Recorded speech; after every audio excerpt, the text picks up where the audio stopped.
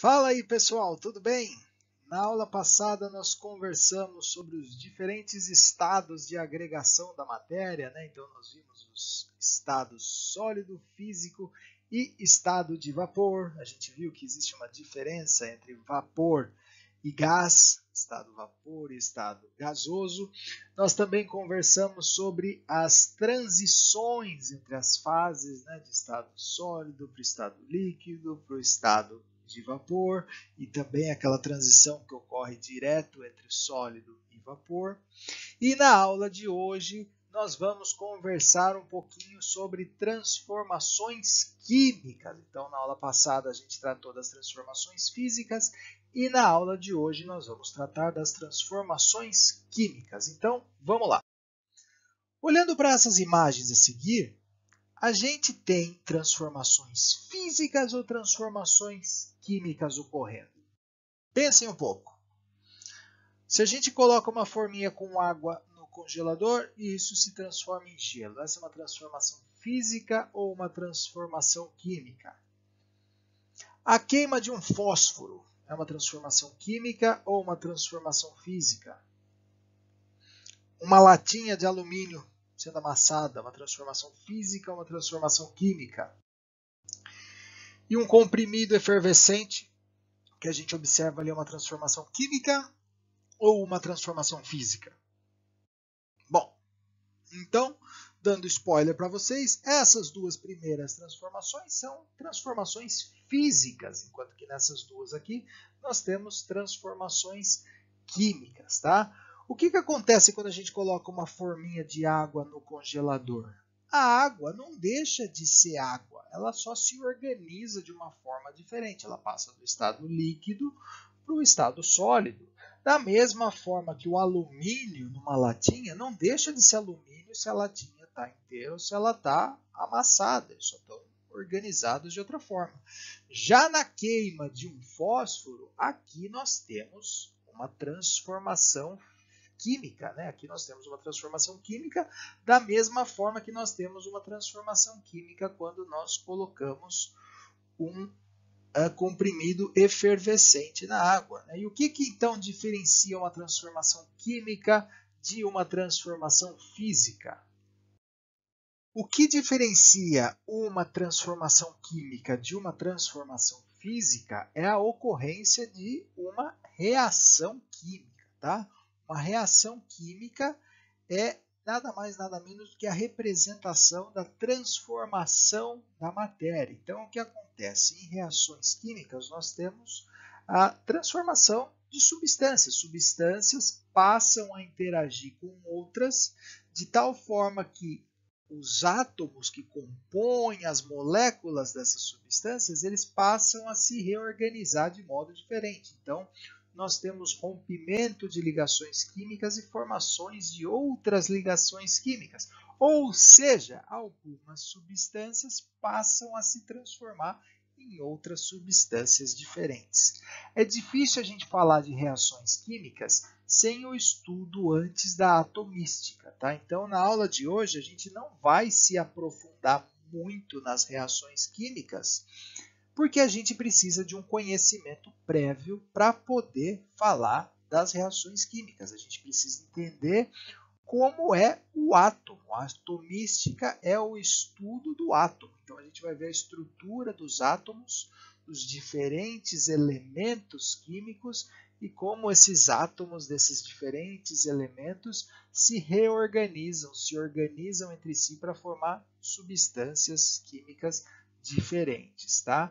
Mas na aula de hoje a gente vai poder falar um pouquinho de transformações químicas a partir de alguns indícios que a gente tem ao observar um determinado fenômeno. Então, quando a gente observa um determinado fenômeno, como por exemplo, o derretimento de uma forminha de gelo ou a queima de um fósforo, um palito de fósforo, a gente pode ver alguns indícios e tentar, a partir desses indícios, determinar se aquele fenômeno que a gente está observando é uma reação química ou não. Então, alguns indícios, que não são certeza, tá? Mas alguns indícios de ocorrência de reações químicas. Liberação de gases, formação de precipitado, liberação de aroma ou fumaça, liberação ou absorção de calor e liberação de luz. Então vamos ver esses indícios aqui listados em reações químicas que ocorrem em alguns vídeos e vamos comentar essas reações a partir dos fenômenos que a gente consegue observar. No vídeo a seguir, a gente vai ver a reação entre bicarbonato de sódio e ácido clorídrico. O bicarbonato de sódio é esse pozinho branco que está aqui no tubo de ensaio. E o ácido clorídrico vai ser adicionado, ele é um líquido incolor. Tá? O bicarbonato de sódio ele é o principal componente presente nos remédios antiácidos. Tá? Quando a gente toma um eno, o principal componente ali é o bicarbonato de sódio. Enquanto que o ácido clorídrico, que vai ser adicionado aqui, ele é o principal componente do suco gástrico, que está no nosso estômago, né, que digere os alimentos. Quando nós misturamos as duas coisas, nós temos o desprendimento de gás carbônico, de CO2, de dióxido de carbono. Então, o desprendimento de gás é um forte indício de uma reação química ocorrendo. Tá? Quando a gente toma um antiácido, é muito comum a gente soltar um arroto depois. Né? Por quê? Porque na reação entre o antiácido, que contém bicarbonato de sódio, e o suco gástrico, que contém ácido clorídrico, forma gás carbônico. Esse gás tem que sair do estômago de alguma forma. Por isso que a gente libera um belo e sonoro arroto depois de tomar um antiácido. Tá? As reações químicas elas podem ser expressas através de equações químicas. Então, aqui nessa equação, a gente está representando a reação química entre o bicarbonato de sódio e o ácido clorídrico, que forma gás carbônico, dióxido de carbono, água e cloreto de sódio, que é o sal de cozinha. Tá? A gente vai aprender mais para frente a como expressar as reações químicas na forma de equações químicas, tá certo?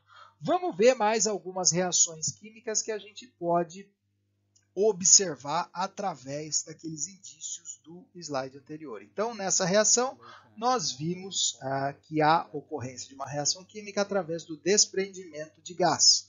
Vamos ver outros fenômenos. Nesse outro vídeo, nós vamos ver um outro indício de ocorrência de reação química, que é a formação de precipitado. O que é um precipitado, gente? Se a gente pegar sal de cozinha e um copo de água e adicionando sal de cozinha. O sal de cozinha é um sólido que vai se dissolver na água. Né? Ele vai solubilizar, vai se dissolver. Só que se você continuar adicionando sal ali naquele copo, vai chegar um ponto em que a solução, a água, vai estar saturada de sal e o tanto de sal que você adicionar mais, ele vai precipitar.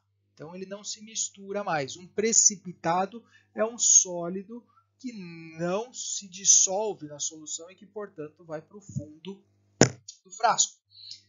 Nessa reação aqui, nós vamos misturar uma solução de iodeto de potássio, que vocês podem ver aqui é uma solução incolor, com uma solução de nitrato de chumbo, que também é uma solução incolor. Da mistura dessas duas soluções, vai haver a formação de iodeto de chumbo, que é um sólido insolúvel, que, portanto, vai se precipitar, vai haver a formação de precipitado. Então, vamos observar a ocorrência dessa reação.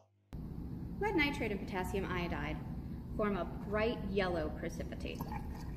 Olha que bonito, precipitado amarelo. This reaction is spontaneous enough Quando a solução to occur in the fica solid version. turva, Here I have uma potassium solução iodide turva, o and turvamento lead de uma nitrate. solução é um indício da formação de um precipitado. Tá? É que no caso aqui, as partículas ainda estão suspensas. Se a gente deixar esse becker quieto aqui, com o tempo o precipitado sólido amarelo vai decantar.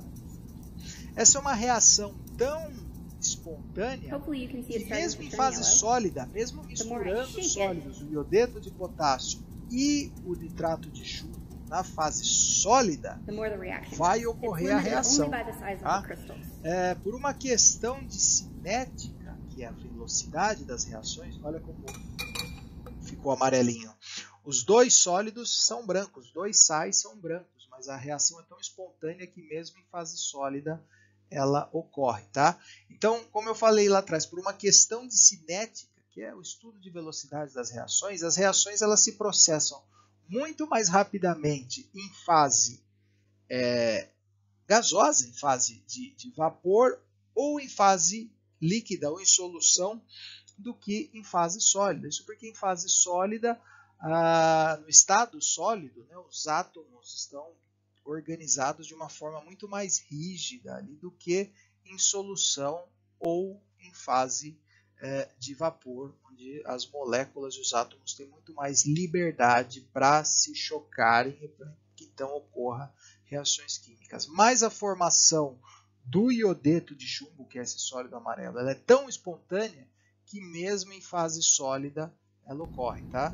E a reação química ela é representada pela seguinte reação.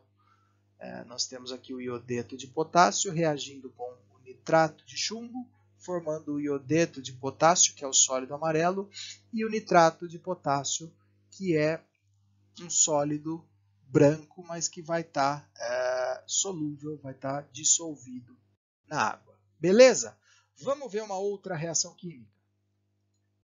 Qual é o indício de ocorrência de reação aqui agora onde a gente vai observar? É a liberação de fumaça e a liberação de calor.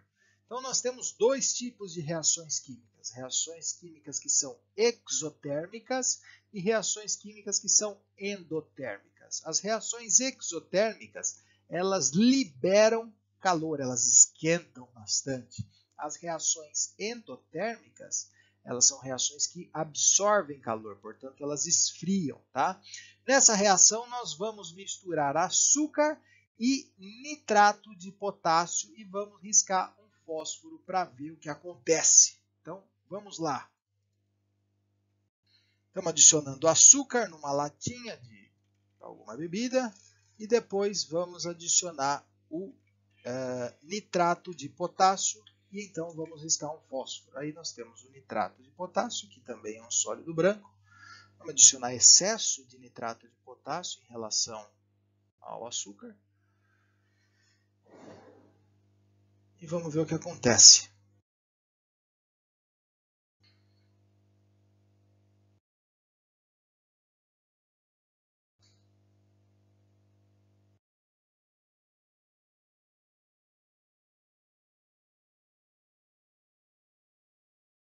Fumaça, que é um indício forte de que está ocorrendo uma reação química. E pelo aspecto, só pela formação de fogo, a gente já viu que está sendo liberado muito calor nessa reação química. Né? Então, o nitrato de potássio ele atua como um forte oxidante para o açúcar. Né? Como se a gente estivesse queimando o açúcar, mas num processo que ocorre com muito mais intensidade, muito mais rapidez, porque o nitrato ele oxida violentamente o açúcar. Tá? Vamos ver mais uma reação química. Nessa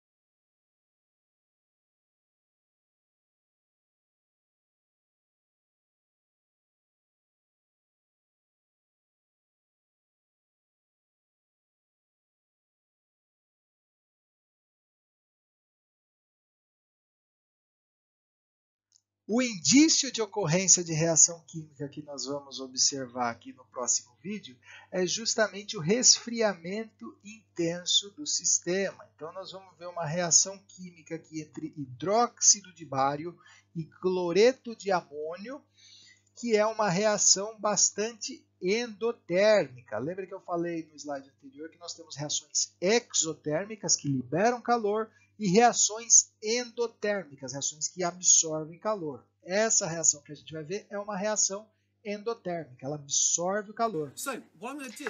Então, o que ele vai fazer? Ele vai molhar o toquinho de madeira com água e vai fazer a reação química sobre esse toquinho de madeira molhado. Tá? Então, ele vai misturar os dois sólidos, o hidróxido de bário com o cloreto de amônio. Então,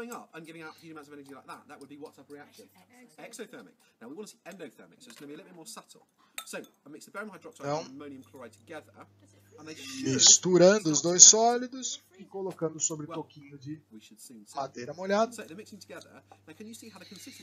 Conforme ele vai misturando, já vai tendo uma mudança de consistência, já vai ficando pastoso, porque na reação há liberação de água, tá? E liberação de amônia. Por isso que ele se afasta. Ele fica meio intenso o odor de amônia, que é bastante forte mesmo. E o indício da ocorrência de reação, além da mudança do aspecto, ali, a água do toquinho de madeira congelou. Né? Então, houve... O que acontece? Como a reação é endotérmica, ela absorve todo o calor, toda a energia da vizinhança. Né? E o Becker está depositado em cima de onde? Onde ele está encostado? Ele está encostado justamente no bloquinho de madeira que tem água. Então, quando ele absorve calor da água, ele retira o calor da água de tal forma que a água pode ter uma mudança de estado físico do estado líquido para o estado sólido. Né? Então, ele congela a água porque ele absorve todo o calor. A reação química dessa reação pode ser... essa reação química ela pode ser expressa pela seguinte reação. Então, nós temos o hidróxido de bário reagindo com o cloreto de amônio, formando o cloreto de bário, amônia gasosa, que o cara reclama do cheiro, e água. Certo? Existe um dispositivo que se utiliza dessa mesma característica que a gente viu na reação anterior, que é o gelo instantâneo. Tá? Não sei se vocês já viram em algum jogo de futebol, alguma partida de esporte na televisão, onde algum atleta se machuca, chega alguém de fora de campo ali, da assistência médica, com um pacotinho, ele dá uma apertada no pacotinho, sacode um pouco e coloca sobre a área machucada do atleta. Tá? O que acontece? Aqui dentro nós temos um compartimento interno que separa duas substâncias. A partir do momento que ele aperta o saquinho e mexe o saquinho para lá e para cá, essas duas substâncias se misturam, passam a ter contato e passam a reagir. E a reação que ocorre dentro do pacotinho é uma reação endotérmica, é uma reação que absorve o calor da vizinhança e, portanto, esfria. Tá? Quando a gente corta um saquinho desse, olha o que a gente tem. A gente tem, então, um outro saquinho interno, que é o que rompe, né? Quando a gente aperta o saquinho externo, esse saquinho interno se rompe, o que faz com que o líquido, que provavelmente tem uma outra substância dissolvida aqui, propicia a mistura entre as substâncias e, portanto, a ocorrência da reação química que vai levar ao resfriamento de todo o pacotinho aqui. Tá certo? O último indício de reação química que nós vamos observar é a liberação de luz. Nós temos reações que são denominadas quimioluminescentes. Quimioluminescentes porque há liberação de luz a partir de uma reação química. Então vamos ver onde que nós temos uma reação quimioluminescente.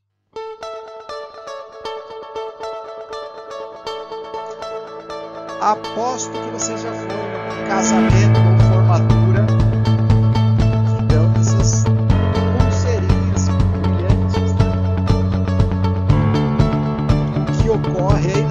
mais é do que uma reação de quimiluminescência, uma reação química que libera luz. Como é que funcionam essas pulseirinhas? Aqui um vídeo barulhento, tá louco? Vou até abaixar o volume do vídeo.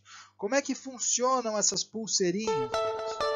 Nós temos, da mesma forma que na compressa fria lá do slide anterior, nós temos duas substâncias que não estão em contato. Tá? Como é que a gente faz para ativar uma pulseirinha dessa? A gente precisa quebrar a pulseirinha, a gente precisa dar uma entortadinha nela, tanto que a gente até escuta um crack. Quando a gente ouve esse crack, o que é esse barulhinho? É um recipiente interno que está por dentro da pulseirinha que contém um reagente químico. Tá? Então, a partir do momento que a gente quebra esse dispositivo, a parte externa da pulseirinha continua inteira. Óbvio, né, que senão ia vazar líquido para todo lado, mas a parte externa, por ser de plástico mais maleável, ela não quebra, só a parte interna que quebra, o que promove então a mistura de duas substâncias, de duas soluções, e então pode ocorrer a reação de quimiluminescência. Vamos ver um vídeo agora mostrando uma outra dessa barrinha que brilha um pouquinho maior. No mesmo esquema dessas pulseirinhas de festa, de casamento, a gente tem essas barrinhas que são maiores, que contêm mais reagente lá dentro, que é usada pelo pessoal que pratica mergulho ou eu não sei como é que chama, mas o pessoal que explora a caverna, ambientes escuros, tá?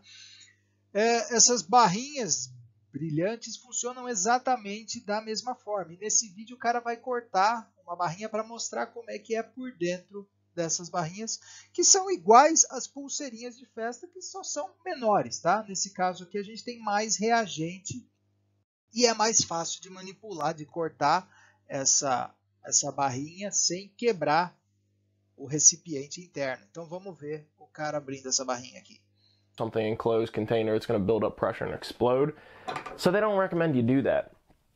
The inside container should be glass, and that glass is what gives the indicative cracking noise of a glow stick.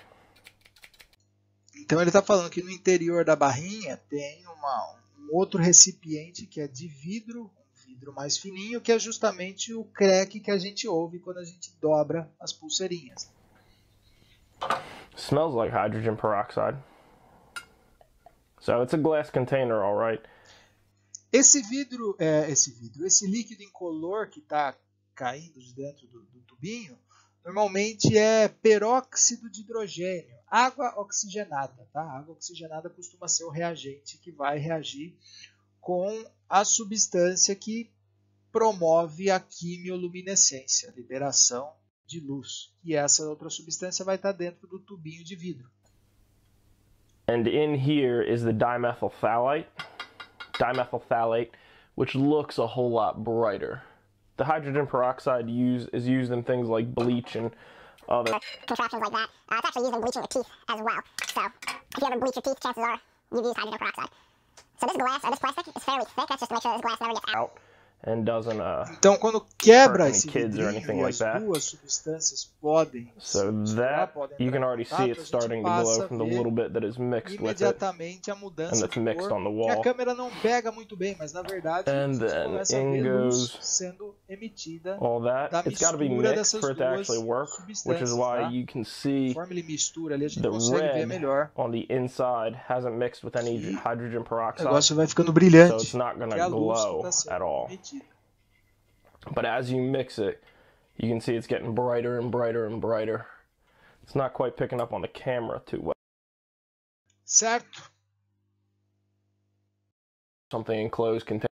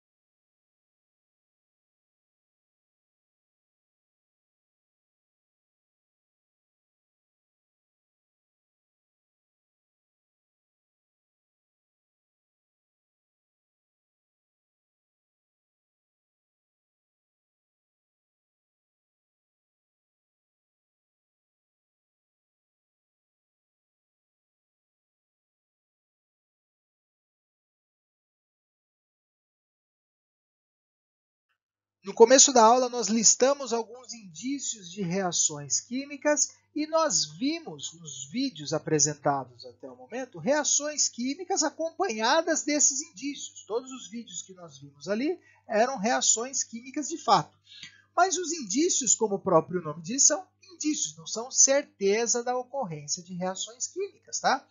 Por exemplo, se um desavisado chegar na sua casa ali no domingo, pouco antes de você colocar o macarrão na panela e ver aquela água fervendo, ele pode olhar para aquela panela e falar: opa, está tendo desprendimento de gás aqui.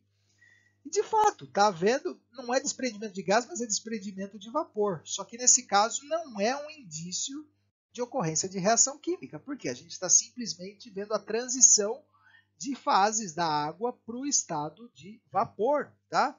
Se a gente assistir algum desses programas de forja que mostra os malucos fazendo espada, fazendo faca, quando a gente vê o metal líquido, essa luz, esse brilho que a gente enxerga, na verdade não é a quimiluminescência, como ocorre ali nas pulseirinhas de balada, tá? Essa luz que nós vemos é, na verdade, energia radiante, porque para um metal passar do estado sólido para o estado líquido, para a gente fundir um metal, a quantidade de energia necessária para ser fornecida para o sistema é tão grande, esse metal líquido ele tem tanta energia ali para estar na forma líquida, que essa energia ela passa a ser emitida na forma de luz. Tá? Então essa luz que a gente vê não é de uma reação química, simplesmente mudança de estado. Tá? A gente pode observar essa mesma situação em carros de corrida quando freiam bruscamente. Tá? Se a gente olhar aqui, o disco de freio ele é tão aquecido que ele passa a emitir luz, tá certo? Mas isso não é indício de ocorrência de uma reação química. Na verdade, ele é um indício de ocorrência de reação química, mas não é uma reação química de fato. Beleza? Maravilha! Eu agradeço quem chegou até aqui. Como de praxe, no último slide eu deixo aqui algumas dicas de referências bibliográficas. Os 2 primeiros livros estão disponíveis na Biblioteca Virtual Pearson. Para acessar a biblioteca virtual é só entrar no Swap, links úteis, Biblioteca Virtual Pearson. O terceiro livro é o livro de Química do Ensino Médio recomendado pelo MEC. Tá joia, gente? Eu agradeço a atenção de vocês, eu vou ficando por aqui. Um grande abraço, cuidem-se e tchau!